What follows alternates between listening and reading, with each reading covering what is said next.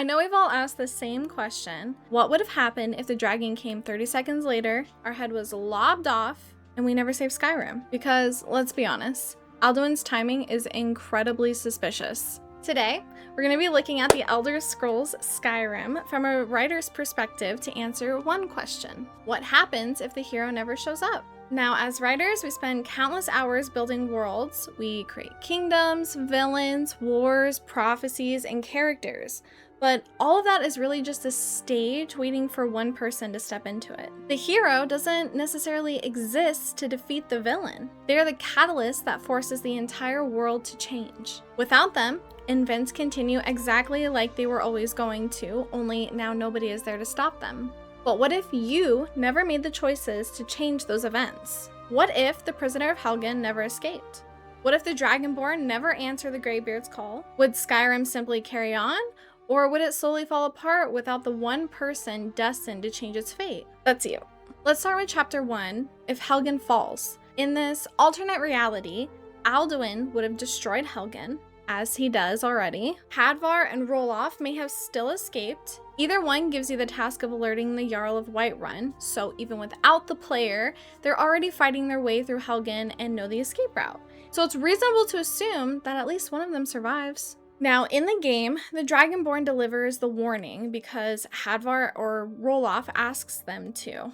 But without the player, Hadvar or Roloff could potentially send word another way. Hadvar is an Imperial soldier. His duty is probably to report to General Tullius first, not to Whiterun. Now, Roloff probably isn't going to walk into Dragon's Reach and say, excuse me, Jarl Balgruuf. Now, I know I'm wanted for treason, but have you heard about this dragon? Because at this point, Roloff is a Stormcloak fugitive. So that's just kind of the beginning looks of what would happen if the hero never existed.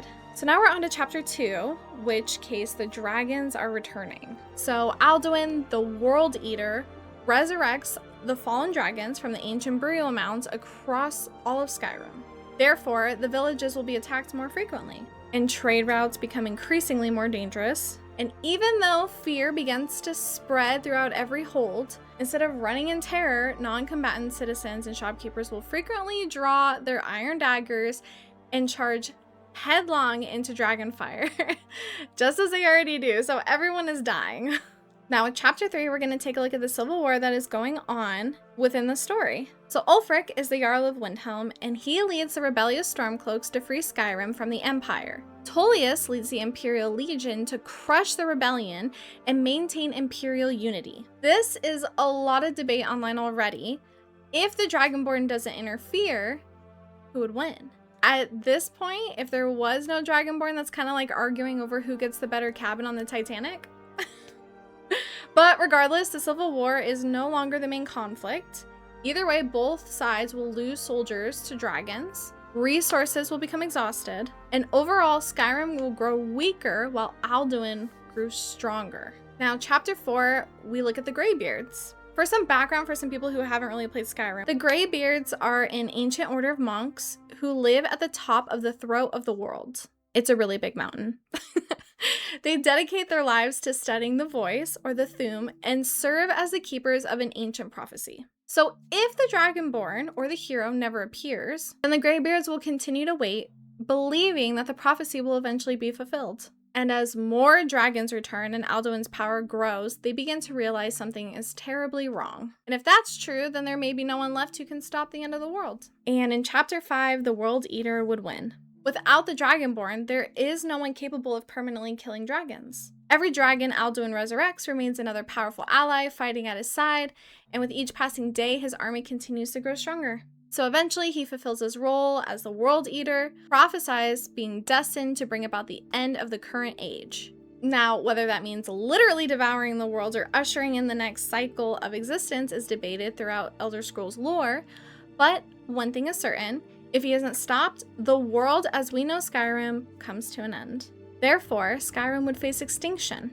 So what is the takeaway of this? Why are we yapping about video games, and what does it have to do with writing and books?